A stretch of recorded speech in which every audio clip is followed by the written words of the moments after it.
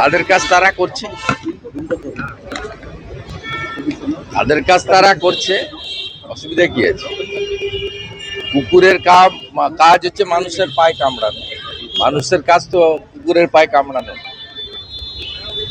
SIR এর বিরোধিতা করতে করতে আর কত নিচে নামবে তৃণমূল কংগ্রেস? শুধু তৃণমূল কংগ্রেস নয়, সিপিএমও একটু আগে সুপ্রিম কোর্টের কমেন্ট নিশ্চয়ই পেয়েছেন, বলছে আমাদের তো আরো কাজ আছে, শুধু পশ্চিমবঙ্গ নয়।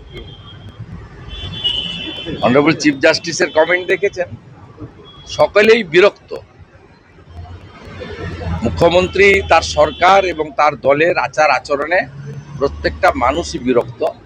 তার অভিব্যক্তি আজকে সুপ্রিম কোর্টের চিফ জাস্টিসের মুখ থেকেও শুনতে পাওয়া গেল। ধর্ণা মঞ্চ থেকে মুখ্যমন্ত্রী বলেছেন আমরা আছি বলেই আপনারা আছেন, ভালো আছেন, আর একটা কমিউনিটি যখন জোট বাঁধবে তখন 1 সেকেন্ডে শেষ করে দেবে। উনি মনে হয় জানেন না, উল্টো দিকে থাকা কমিউনিটিটাও জোট বেঁধে ফেলেছে। আমি যে উনাকে হারিয়েছি নন্দীগ্রামে, উনি যে কমিউনিটিটাকে ইঙ্গিত করছেন তো খুলেই বলি, মুসলিমদের কথা বলছেন।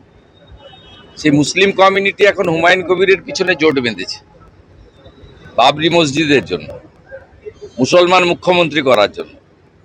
আর অনেক আগে উনি যাদেরকে বলছেন আপনারা বাড়ি থেকে বেরোতে পারবেন না, দেখে নেবে ইত্যাদি, সেই কমিউনিটিও অনেকটাই জোট বেঁধেছে গাঁগঞ্জে। এবারে বাকি কলকাতায় আছে, কলকাতার হিন্দুরাও এবারে জোট বেঁধে ভোট দেবে।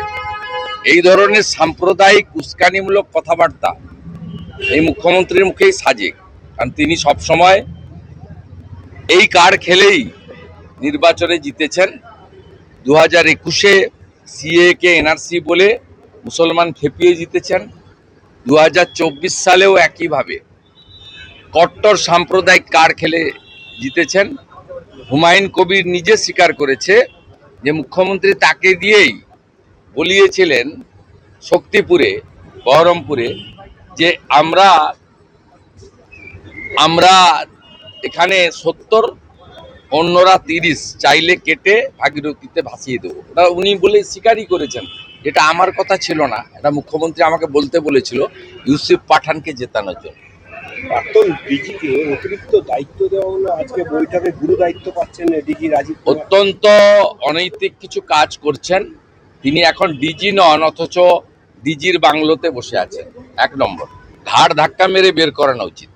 দ্বিতীয়, আজকে যখন ওয়েস্টিন হোটেলে উনি যান, উনি এই মুহূর্তে এমপিও নন। বিকেল 3টের পরে যদি সার্টিফিকেট পান তখন এমপি হবেন। তখনও এমপি হবেন না, যতক্ষণ না রাজ্যসভায় ওথ নিচ্ছেন ততক্ষণ এমপি হওয়া যায় না।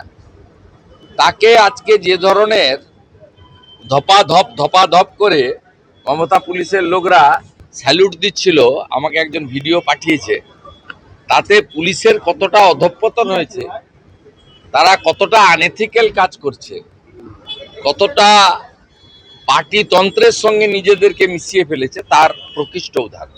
রাষ্ট্রপতি হোক কিংবা এই জ্ঞানেশ কুমার, পরপর দুটো ঘটনা ঘটে গেল বাংলায়, কিন্তু মুখ্যমন্ত্রী এখনো চুপ করে রয়েছে। মুখ্যমন্ত্রী করাচ্ছেন, চুপ করে থাকবেন কেন? ক্ষমা চাইবেন? উনি ক্ষমা চাইবেন? কোথায় ক্ষমা চাইবেন? কেন ক্ষমা চাইবেন? মুখ্যমন্ত্রী ক্ষমা চাইবেন কেন? এটা তো উনার আজকের নয়। গত লোকসভা নির্বাচনে যে মাঠে বর্ধমানে মুখ্যমন্ত্রী সভা করে এসছেন, তার 3 দিন পরে ওই মাঠে প্রধানমন্ত্রীকে সভা করতে দেয়। সম্প্রতি গত সপ্তাহে 2 তারিখে অমিত শাহজির হেলিকপ্টার নামার পারমিশন এসেছে দিল্লি থেকে ধমক খাওয়ার পরে, স্বরাষ্ট্র দপ্তর থেকে ধমক খাওয়ার পরে। উনার নামার 2 ঘন্টা আগে নীতিন নবীনজিকে বিহারে নামতে হয়েছে, পশ্চিমবঙ্গে হেলিকপ্টার নামার পারমিশন দেয়। উনি ক্ষমা চাইবেন কেন?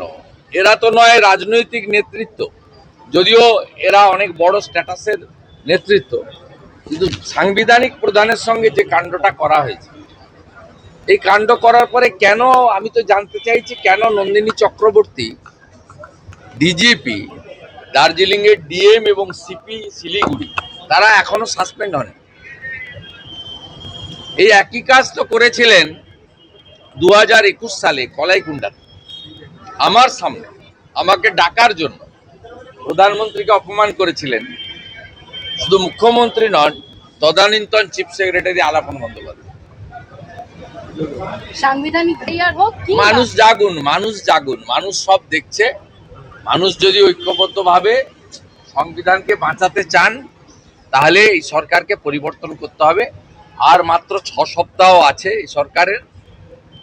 নির্বাচন পয়লা বৈশাখের পরে যে কোনো দিন ভোট হবে, আমরা কয়েকদিনের মধ্যে নির্ঘণ্ট পেয়ে যাব। তার চূড়ান্ত জায়গায় চলে গেছে।